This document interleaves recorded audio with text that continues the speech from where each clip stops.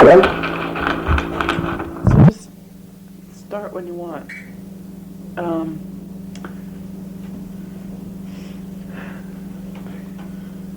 I can't tell you in a few minutes all the story, but well, I do. just say. Well, when the war started, I was only 16 years old, and the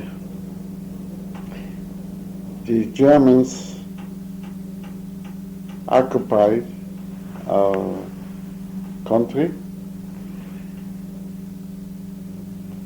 and they moved in overnight, and they started up to making ghettos.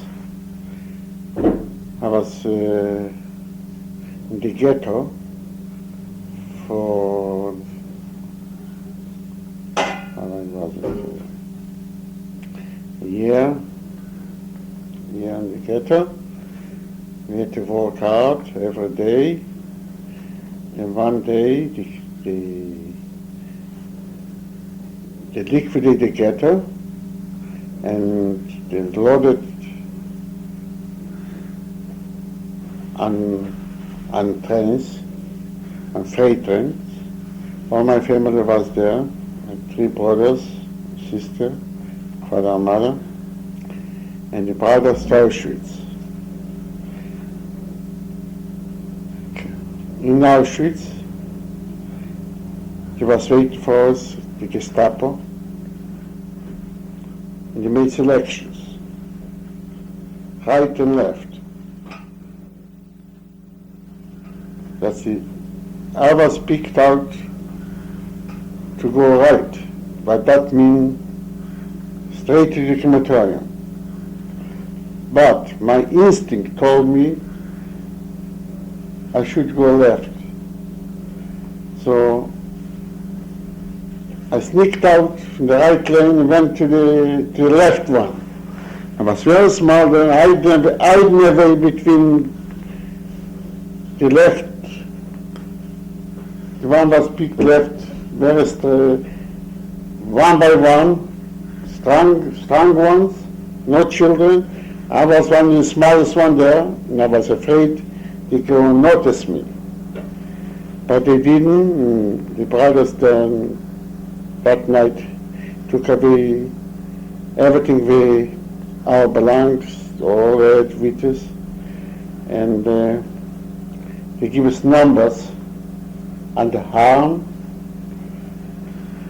And since then I lost contact with all my family. Never saw my brothers, and we had to stay in that camp in quarantine for a month or so. And we didn't have to walk, but they made us to carry, turn over the jacket the other way, and fill up with sand and walk back and forth to fill up the puddles, the mud, that you could sink in it. We had to do it every day, back and forth, back and forth.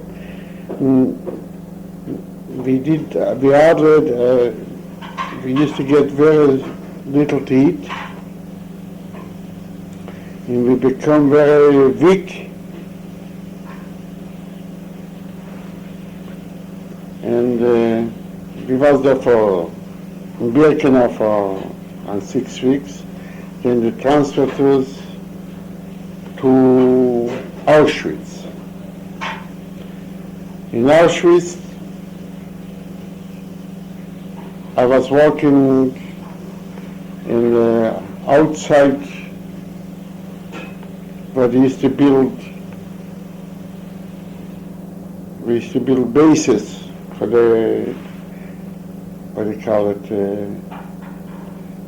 for the army, different things for the army. And we used to get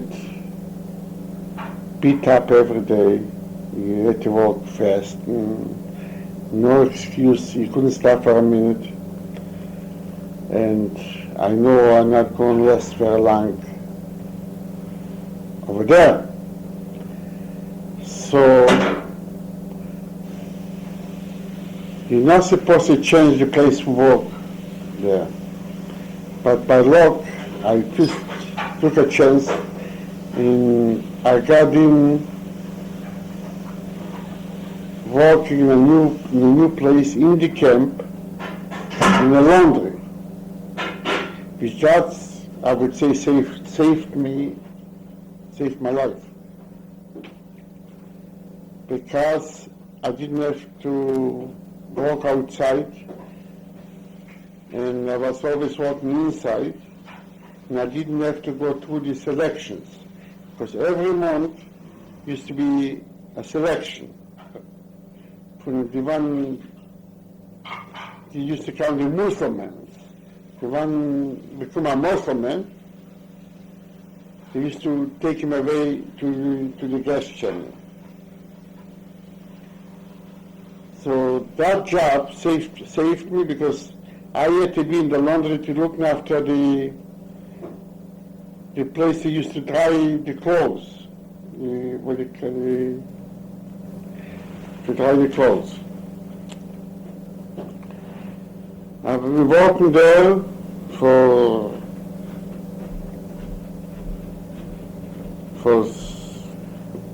nearly up to the end of the liquidation of this camp. I went through good many selections there, watching how people used to be selected. But I was one of the lucky ones. I could stay away of it, because I had to be inside watching the ovens to give it for to dry that clothes. One day I was, remember, I had pain in my stomach, but over there it was a hospital, but they only keep you 2 days. I know if I go to the hospital, I wouldn't last there more than 2 days. So I had to go because I had the appendix. Usually they don't operate on people over there. Seeing I was an old-timer in the camp, and they took pity on me and they operated on me at that day. And I was in the hospital for a few days. The doctor said, "We have to check you out, because if I don't check you out, they'll take you away tomorrow." So I got out with the open stomach. And I had to go walk. And he said, "After work, you come to me, I'll patch it up." So it took a long time till I got back to myself, and I went back to work at my job. And same thing over there, I was there till the liquidation of the camp. I don't know if I talked about it. After they evacuated Auschwitz, they loaded us on train. We had to walk about a day and a night by foot. And I was so tired to walk, because it was lots of Germans running away from the front at that time. And it was nighttime, I happened to step on one of the Germans on his foot, walking. So he beat me so much, he beat me up at that night, but he woke me up too. He made me put life in me. That made me go on better. If I woke up after all, they shoot you. If you get up, some people get tired, they get up, and that means they went after all. So the brothers from there, we came to Camp Großhausen. I was there overnight, and from there they transferred us for a couple of days to Dachau. Dachau was there but a month. But a month, and it was a crematorium in Dachau too. We wasn't working there for the first week. It was nothing to eat, hardly. And we know the war is going to end. And they transferred us again from Dachau to the mountains, in Tyrol, what do you call it? Tyrol mountains. And they said that's what they're going to make away with us. But then they blowed up the bridges on the way, so the train couldn't move. It was going back and forth on the same place. And one morning the Germans came out and say, "You are free." You could imagine what kind of happiness it was at that day. But a day after they captured us again, they said, we'd let you go too quick. We got to wait. So the Red Cross come out, then they captured us, brought us back on the train, and they kept us there. So a day after the Red Cross come out and brought some soup, potatoes. The Americans were flying over the train. They thought that's the Germans. And they started bombing that train. And I never looked at the planes. I tried to get a potato. And you could see fire. The guns was, the fire, they was firing on us. We never took notice of that, just tried to get a potato. At that day, they killed a couple hundred, our own people, by mistake. So then a day after we got liberated. We got liberated, they brought us back to, we was free at that time, and we got liberated by the Americans.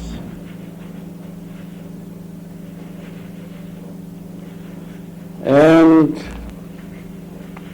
this was in Munich in 1940, May the 1st, 1945. I was liberated, and we didn't have nobody, I didn't have my brothers, and nobody. I figured maybe somebody was still alive, but after a few weeks, I meet my cousin in the American Army. He was in service in Munich.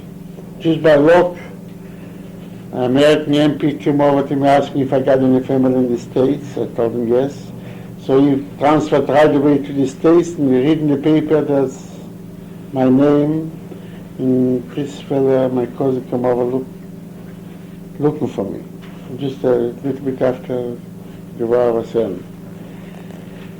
And from them I find out that my three brothers survived, and they are alive. Only my sister didn't survive. What else? Now you ask me. And your parents? Huh? Wasn't Parents, I told you, it was Yeah.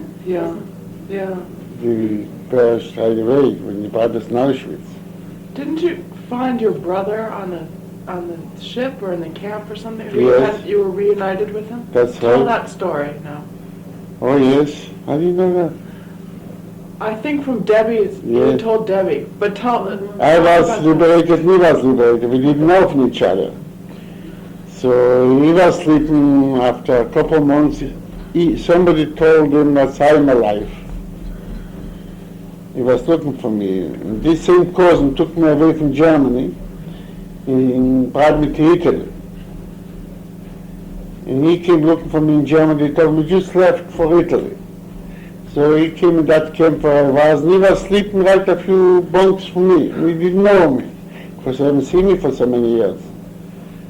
So that's what he found me then after the war in that camp in Italy. And since then we was united. Then we find the other brothers. He was liberated in Belgium.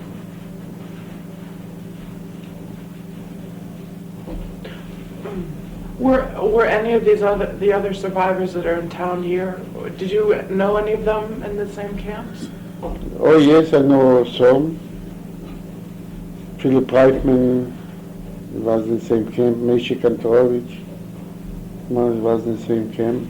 So you met them in the camps there? Well, I didn't meet him in the camp, but we come that he flew Blank St. John's with lots of people in St. John's. I know of him. I know their families, but personally I didn't. I hardly know them. When was the ghetto uprising? It was not passing. The Warsaw. The Warsaw Ghetto. That's I think 1944, isn't it? So what? 43, ne? 43. Ja, vielleicht. Maybe 43. Can you talk about that at all? No. No. I don't think I have a story to tell, but you may put up something. Now tell how you got help from this Polish man, but you sent him now the packages. How you survived through him? Oh yes. I survived in Auschwitz. Certain selections used to come. And they used to make you stay. But I said already I didn't have to go. But sometimes you had to stay and they appealed the council. They used to appeal. I mean, they used to put you out there and count you. And they used to say, Juden stehen bleiben. The Jews don't move. Only the Poles or the Irish, Germans was there too. You can go on the block, but the Jews stay where you are. Then they used to make a selection from the Jews only. So one time the blockcaster used to call him, the block Führer or something like that, the head of the block. He used to be in charge of so many at that block.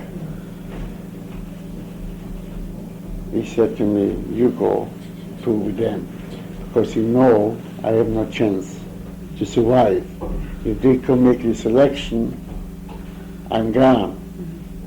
So he told me to go. Another fellow's running. He called him back. He was going to beat him up. I said, I didn't send you, I sent him. He told me to go on the block, and either way they're in his bed. And they blocked us because they're not going to look there for anybody.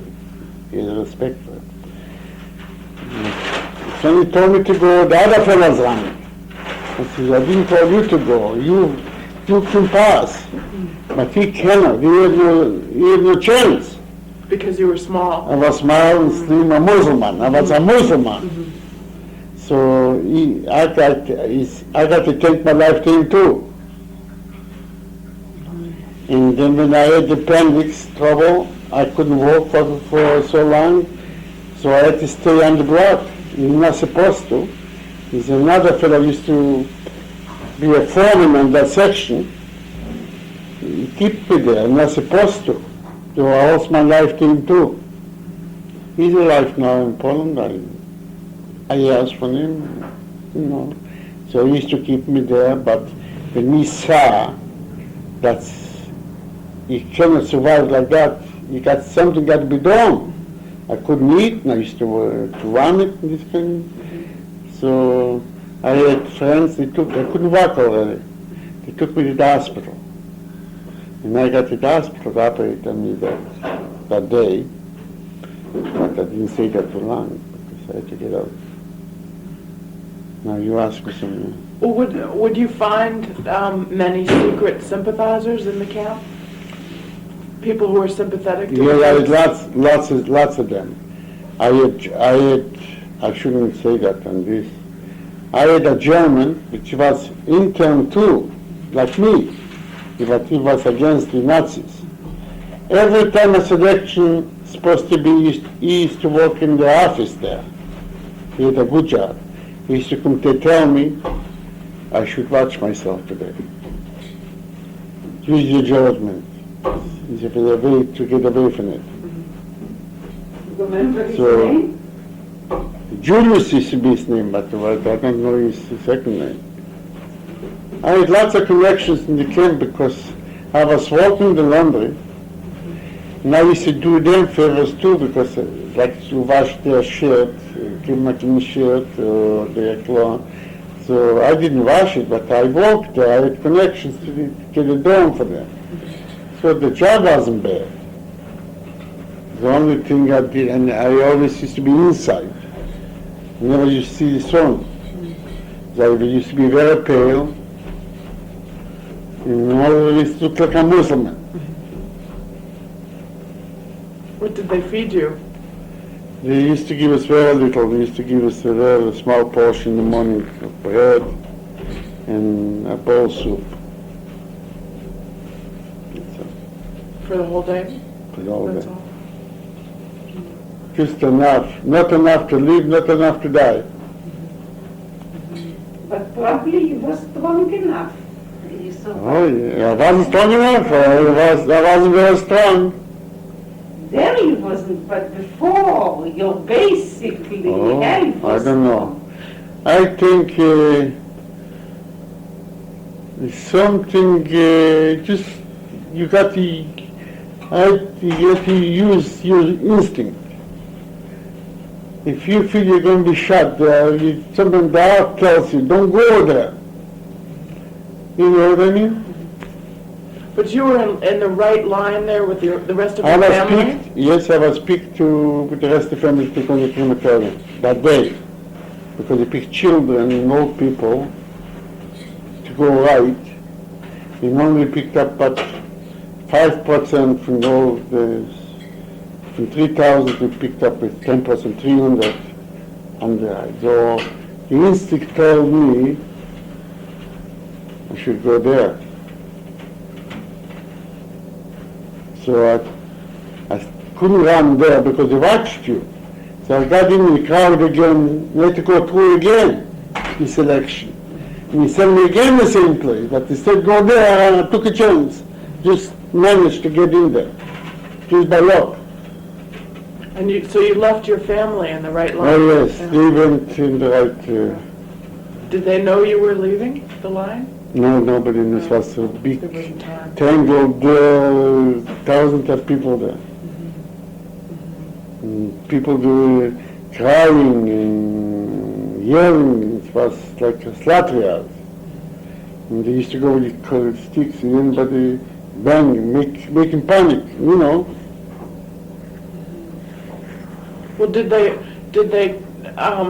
try to give the impression that the people, I always thought that it was going to the showers rather than going to the gas They chambers. didn't tell me because the customer. I now know. So you just knew, oh, I see. I didn't know then. What did But they I tell was- you?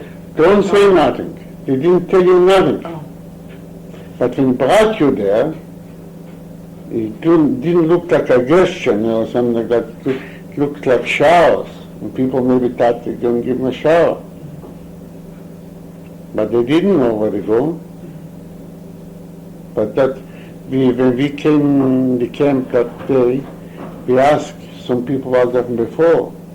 Where's our parents? Where's the other people? But they picked them out going right.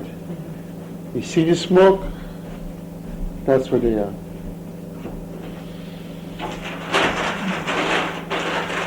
Did they make the people that they selected to stay alive in the camp, Yeah.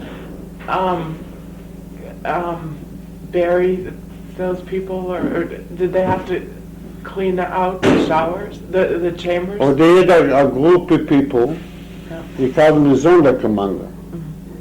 And they used to, after the guesting, they used to open the doors and those little carrots on rails, roll in, and take out their teeth, and take out their gold, their rings, take everything what they had. Take it off, then burn them. Then burn them. These weren't Jews. They didn't make. Oh yeah, they were Jews. They made the Jews do that. They made the Jews do that. But they only keep them for so long, and they clean them up too. And at the end of it, they know what's going to happen to them. And they made the uprising there in Auschwitz. That was in Birkenau. And they, so many lucky to get away, but you have no chance to run away there. Because they got all electric wires, and then they turn, what they call it, but they're watching you. The floodlights? Floodlights and the guard used to stay on the Sentry. yeah. Sentry. And you get no. In Auschwitz himself was a wire, electric wires. One, there used to be sand, little stones, but a couple meters, Then wires again. So if you survive, you cut one wire, you get away with it. Then the one who's watching, he could hear you walking. So he fire on you. And then you got another wire. There's not many, I don't remember one running away from Auschwitz. The only time they used to go on the wires when you get fed up. Just touch the wire of the gun. You saw people do that? Oh yes, I saw people doing that. What were? Can you describe the place where you stayed, where you would sleep? Oh yes. It was a block, 2 storage, 3. I was on the 2nd floor. First when we came there, they gave us a shower, shaved us all the head off, no hair, and they gave us some clothes. But they took away from the people they brought from civilization. I got instead of sweater, I got a dress. Use it as a sweater. So after you come back from work, you get your portion soup, which you're supposed to get. You had to wash first, and you had a lousy up there. You know what a lousy up there? They made you stay for 1 hour before you go to bed. Take your shirt off, your head, look for louses, for lice. Not loud, light. Lice, look for lice. In English, what is it? And then the hair mostly. God forbid, after you look and they find one, you're in big trouble. Why?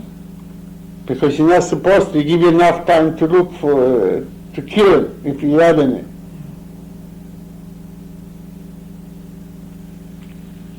They did this every night?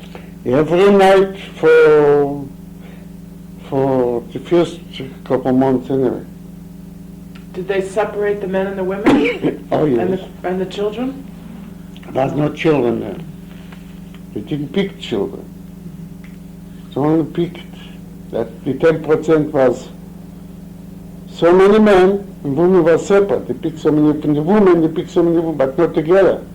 Women got their own camp, men got their own camp. You couldn't talk to a woman there.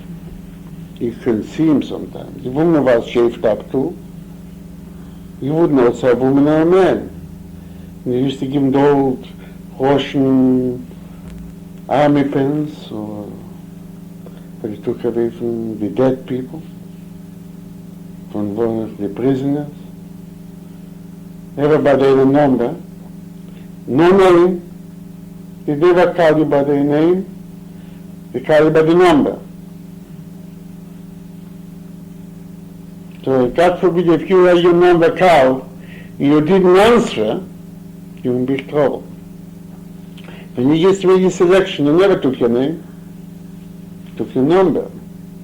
They used to call at night time, this number, you stay in, you're not going to walk tomorrow because they picked you. And then you know what kind of feeling that is. Then they picked your number, you know what they picked it for, to be sent to the gas chain.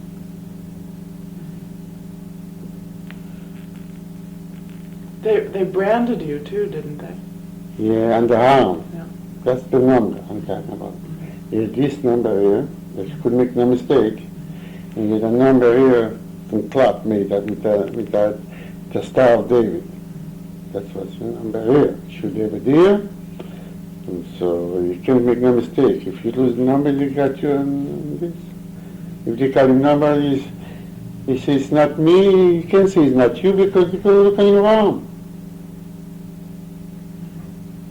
So, Did Hitler ever come visit the camps No. while you were there? No. No?